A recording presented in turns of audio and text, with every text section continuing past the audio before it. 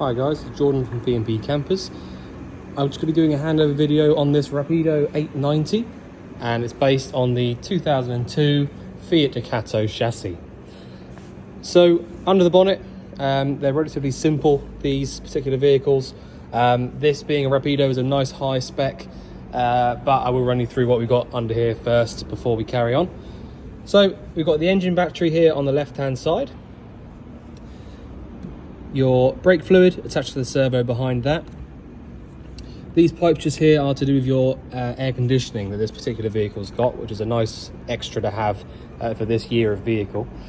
Power steering fluid sits inside this reservoir here at the front. You've got your chassis plate for the vehicle just down here.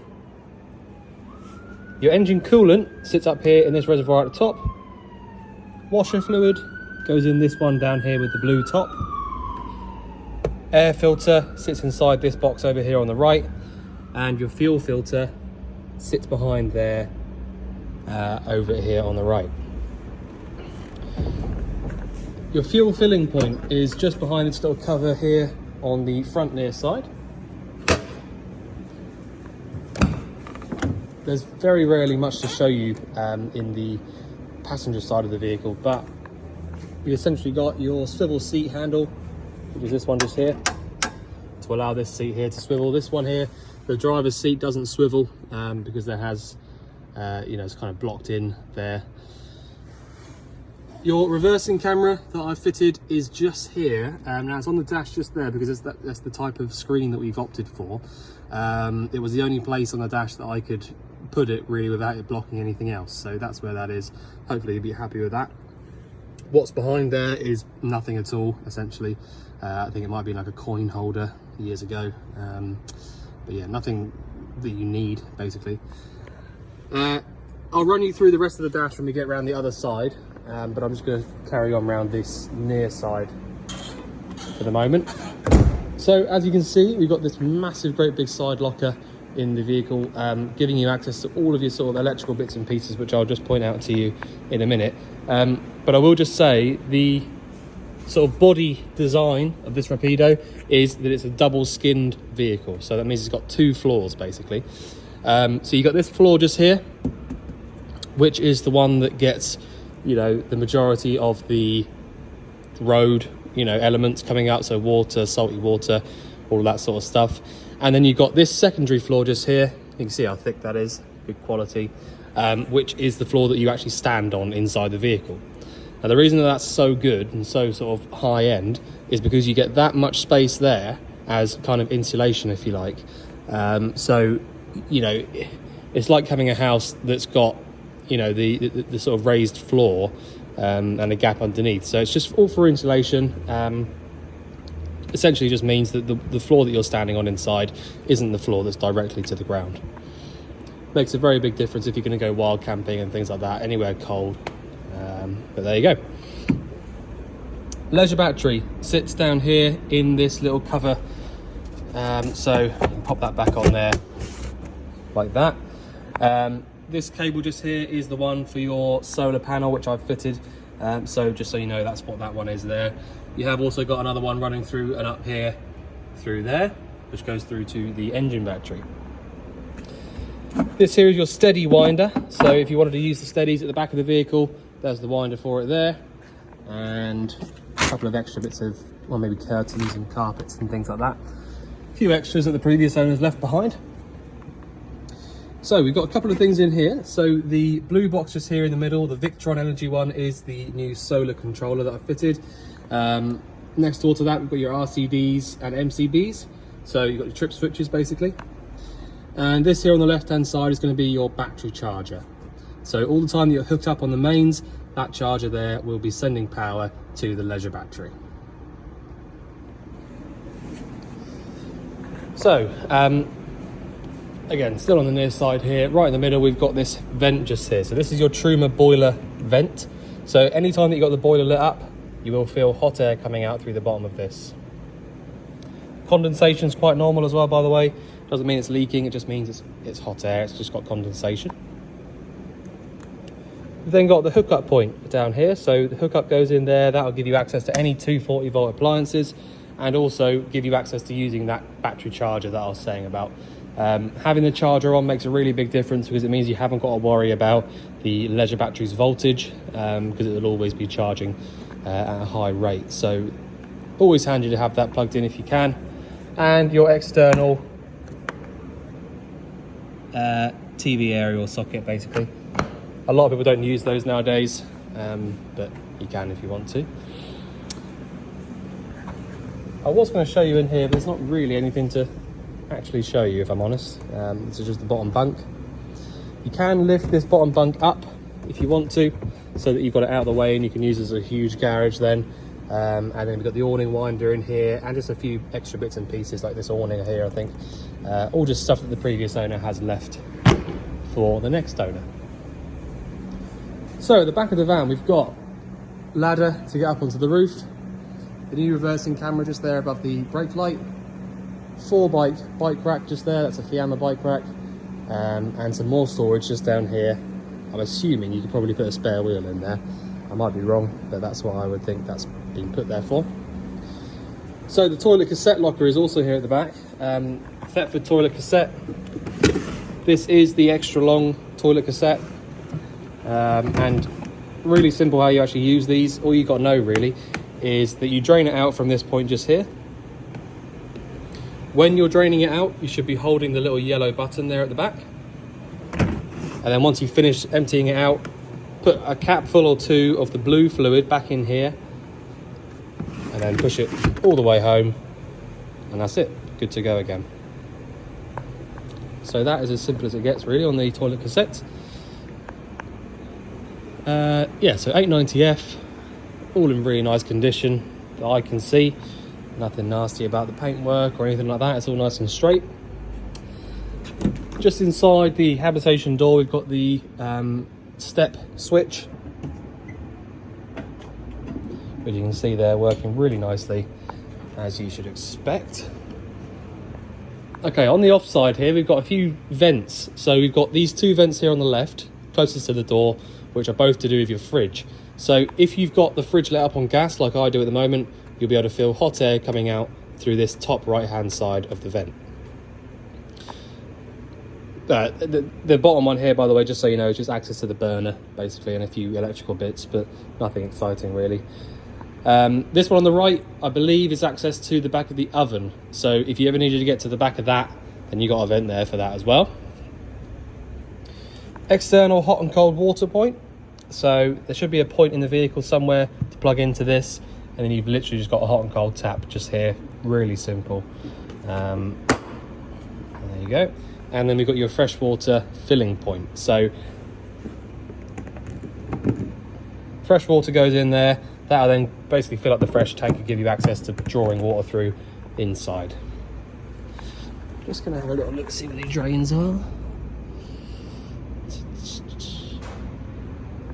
So I didn't do the hub check on this particular vehicle, so it's all just a bit new to me.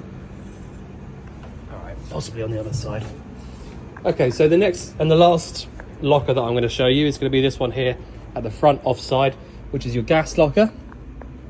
So you have got space in here by the looks of it for two 13 kilo propane bottles, but we've just got the two 6 kilos in here at the moment. The 6 kilo bottles will last you a hell of a lot longer than you might think. Anyway, so you've got a changeover valve at the top just there. So you can see at the moment it's aiming down towards the middle. That's basically saying that it's using both bottles at the same time.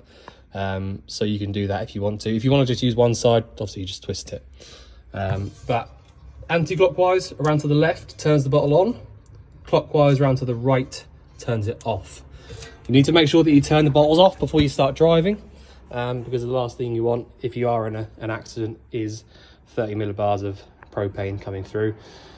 So yeah, it's just really important. But that is the gas locker. So inside the actual cab, as I said, for the age of the vehicle, it's actually a really, really nice spec. A lot of the time on these chassis, I mean, it's very, very rare to see air conditioning, but also equally rare to see the electric adjustable mirrors and things like that. So it's a really high spec couple of things that I'm just going to point out. You've got a little switch down here on the dash. Now, it says manual and auto. This is basically for the old, the original reversing camera that was on here, because when it was made, the reversing camera that was on it would have been a bit high tech and advanced. Obviously nowadays it's kind of just normal, but you had a manual and automatic mode, but this now doesn't do anything. I thought I'd leave it there because it's probably better than having a hole there. So just so you know, that doesn't do anything now. As I say, the reversing camera comes on just there on the left hand side. If I just put the ignition on, the noise is just the step alarm, but you can see there nice and clear on that one.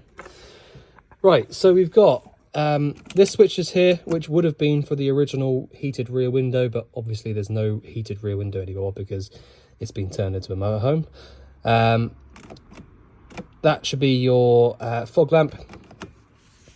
We've got lights from here, and as I say, you've got the electric adjusting mirrors from there.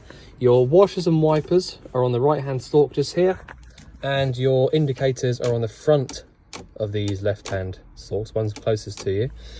Full beam headlights is the one on the back. All right, so you can basically turn the headlights on full beam or flash like that, but your indicators are this one here. You got the 5-speed manual gearbox. If you want to bring the step in from the cab, you can do that from this button just here. Bonnet release handle is this one just here as well. Got a single din head unit up there, and yeah, the rest of it's all pretty self-explanatory really. You've got the hazard warning lights from the middle, little digital clock up there, but I think that's it really for the cab. So I'm just going to jump into the back end of the vehicle now. In fact, what I'm going to do quickly is just see if I can see where the drains are, because I should point them out really.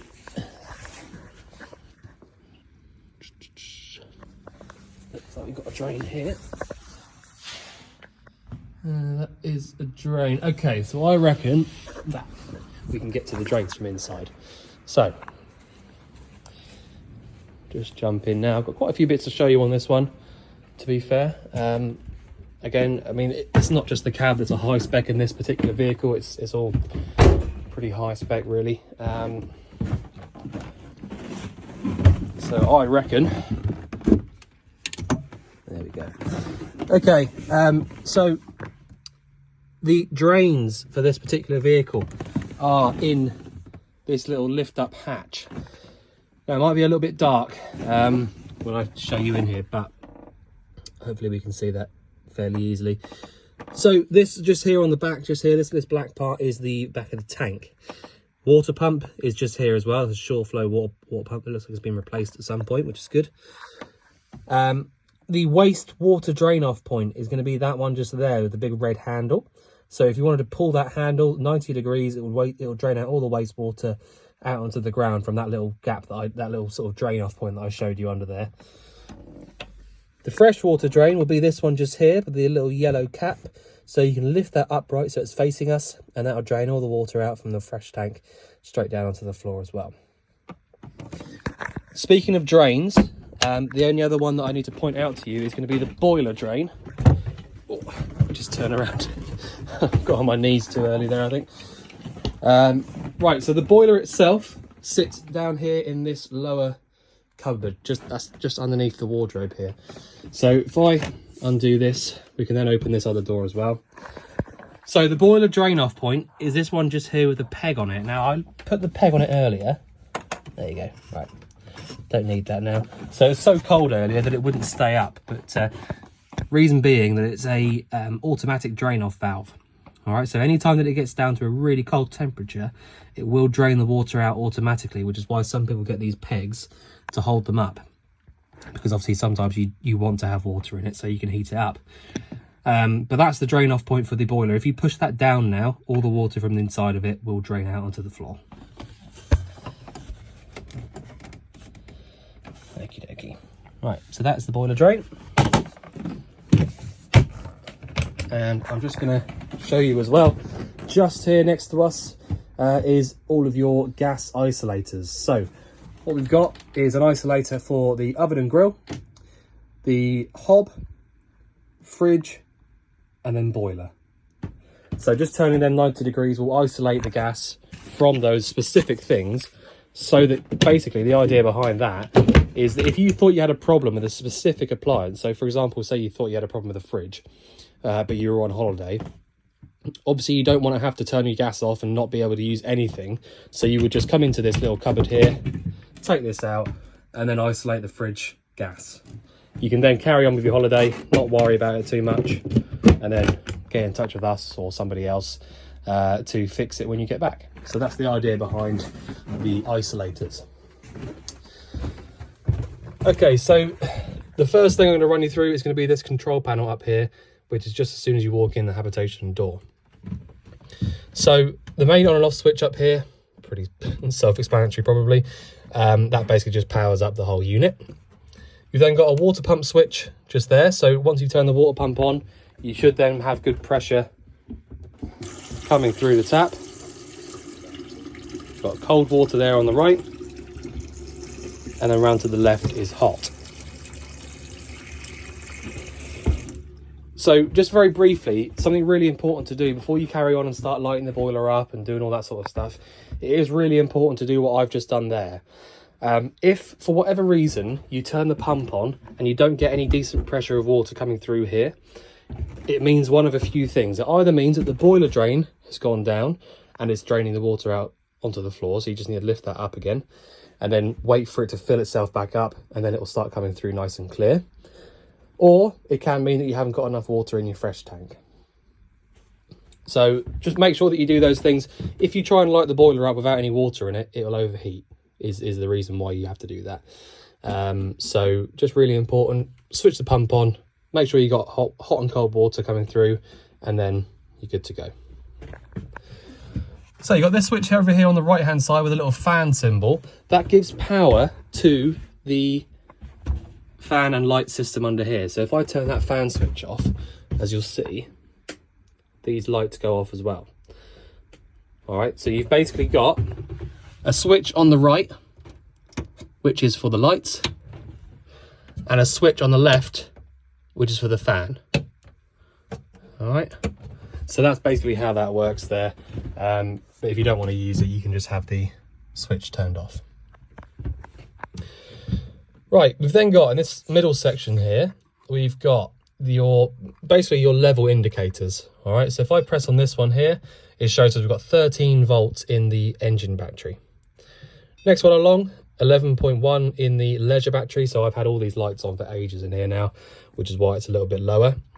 And then our freshwater level, 72% or 72 litres, I'm not sure. If you can get a hold of the original book for it, it should tell you in there. All the paperwork will be in the vehicle, but yeah, that's your freshwater level there. When the engine's running, you should have this little light here come on, which basically tells you that the split charging system is working. We've then got basically, if your waste tank is full, it should come up here with a little light telling you that it's full, and if your fresh tank is empty, it'll come up with a little light here telling you your fresh tank is empty. If the hookup's plugged in, you should have a little light come up there next to the hookup symbol, and that basically just tells you that the power is coming into the van and it's working. The lower ones you can probably work out, but you've got auxiliary power, which will basically power a certain few things, maybe some ignitions and things like that, but normally not much to it. You know, you might find that you'll go to use something one day and you'll think, oh, actually, maybe I have to have that switch on. Yeah, so that's just random sort of 12 volt bits and pieces. We've then got lighting circuit 1, 2 and 3. So 2 does the lights over the bed there. 1 does your lights over at the front. And then 3 does these ones up here. So it's up to you which ones you have on. And then we've got the awning light switch as well. All right, so pretty straightforward control panel, all working really nicely. So we've got a 3-burner hob. The hob has got the ignition here. All right, So if you want to light any of these up, you've got a little description here, or a little diagram, sorry, showing you which one of these does which burner, basically. So you can press and hold on it as you're using it and it will light up. We've then got underneath there, they've got the fridge. So this is a 3-way fridge made by Electrolux, which I believe is part of the Metic, if I'm not mistaken, or it is now at least. So 3-way fridge, meaning that you can basically use it on 3 different energies. So what we've got is, if I just hold the camera, sorry, we've got 240 volt electric, 12 volt when your engine's running, and gas. So that's the 3 ways that this fridge will work. If you've got the hookup plugged in, you can literally just select 240 volt and leave it. It'll just get cold. That's all you have to do. If you've got the engine running, you can just select 12 volt. That's all you have to do. But if you want to use gas, you do have to do something slightly different. Turn it all the way down to gas, and you'll notice that the little orange symbol over here on the right, the little igniter symbol, will start flashing at you. And that basically means that the igniter is going and the flame isn't on yet. So all you need to do in that situation there is then push in the gas valve just here until that little amber light stops flashing. You then just need to hold it on for a little while to let that thermocouple warm up. And then when you let go of it, as long as that little orange symbol stays off like it is now, it means that the flame's lit.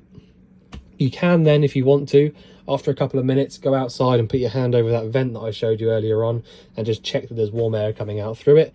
But, you know, that's all there is to it, really. Nice and easy. We've then got this little switch here, which is something that people do sometimes. I think it might have been an extra on these fridges at one time. But you've got a little fan, basically. So if it's seriously hot outside, is normally the reason you would use that. What it does, it basically just gives the back of the fridge a little bit more air circulating around in order to get that fridge cold. The gas should still light up, but sometimes it will just take too, you know, it will struggle to get cold if it's not switched on there with the fan. So just very briefly, because it's not, you know, you normally get the hang of this quite quickly, but the way that these fridges are supposed to actually work is you have to pre-cool it before you leave, basically. So when you're driving, as I said, you switch down to 12 volt just here, but the 12 volt symbol there only really retains the temperature that you've already put inside the fridge. So for example, if you're going to go away tomorrow morning, I would advise you the night before, if you can have a hookup plugged into the van overnight, that's ideal, because that means that your battery will be charged up completely before you leave, and it means that you'll be able to leave it on the mains overnight. But if you can't do that, use the gas, and then by the morning it'll be nice and cold. All you have to do is switch over to 12 volt. And then when you get to where you're going, you should switch back to one of the other 2. So the 12 volt symbol there, the reason you can only use it when your engine's running as well, by the way, is because, as I said up there on the control panel, you've got what's called a split charger or a split relay. And what that essentially does is it splits some of the power off from the alternator under the bonnet whilst you're driving and sends some of it back to the leisure battery as well, and also the fridge. So it means that you can, your leisure battery and your engine batteries are both being charged up by your engine, and it also means that you can keep the fridge cold as you drive. So that's the idea behind that.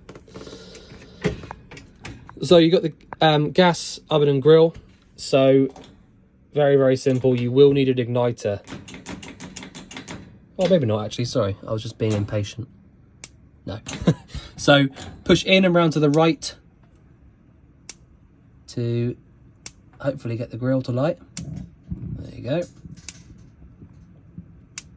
Just holding on to that just for a minute to let that warm up.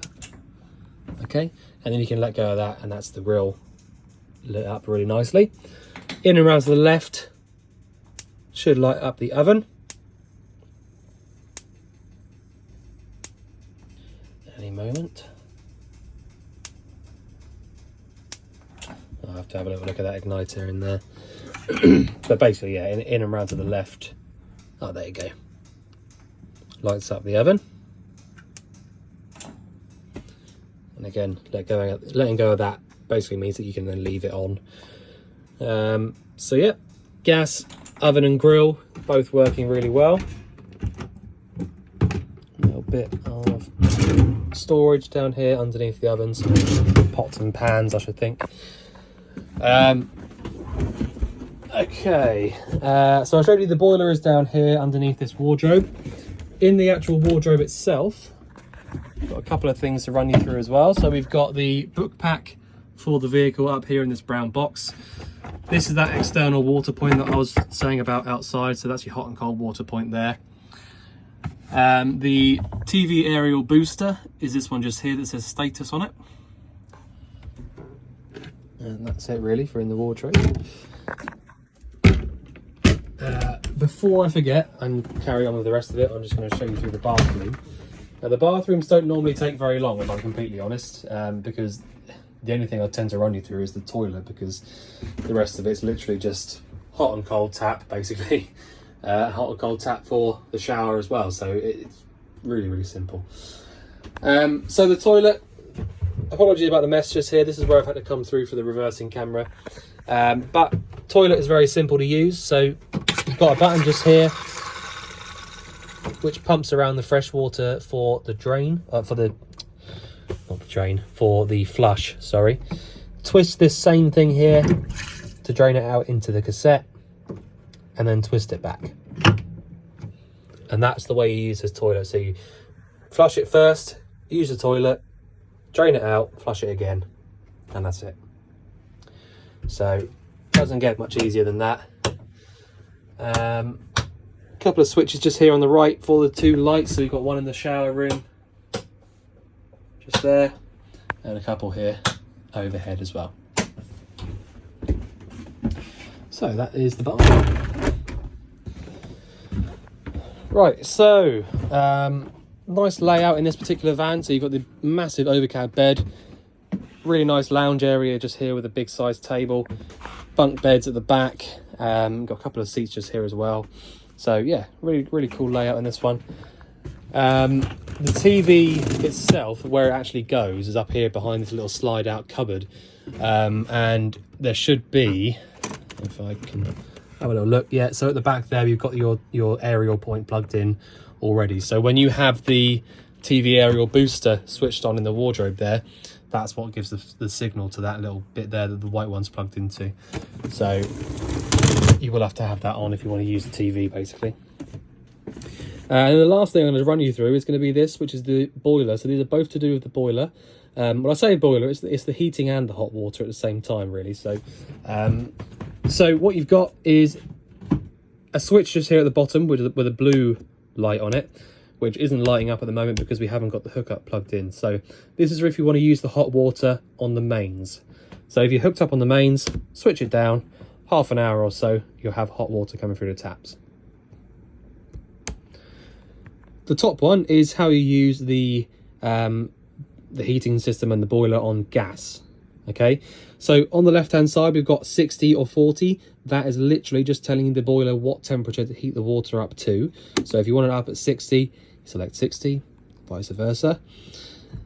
We've then got switching the boiler switch down, lights the boiler up to use it just for making hot water. All right, so going down just does the hot water here at whatever temperature you've set. If you go up to the top, it will then do heating as well. And then you can set your temperature here for the heater. So that heating will basically start pumping through warm air through to any of these little circular beige vents that are dotted around. So there's one down there under the table. There should be one over here as well somewhere. There'll be one in the bathroom. And so yeah, that's how you get the heating to come on. You go up on the right hand switch if you want heating as well. So that's why it's especially important in this particular vehicle that you make sure that you've got water in the boiler, because you can't actually use the boiler without heating the water up as well. So yeah, quite important. So back to the middle, turns the boiler off completely. Make sure you got that one switched off as well, just for good, good practice really. Absolutely stacks of storage over the top on these overhead cupboards. Really nice big sized skylight up top here as well. As I said, we've done the habitation check on this van, so it is all working really nicely. We couldn't really find anything particularly wrong with anything. But yeah, so I think I have covered everything. If there's, I'm just trying to make sure I have. If there's anything you think I've missed out, or anything you want going over again even, just let us know. But otherwise, we look forward to seeing you soon. Thanks very much.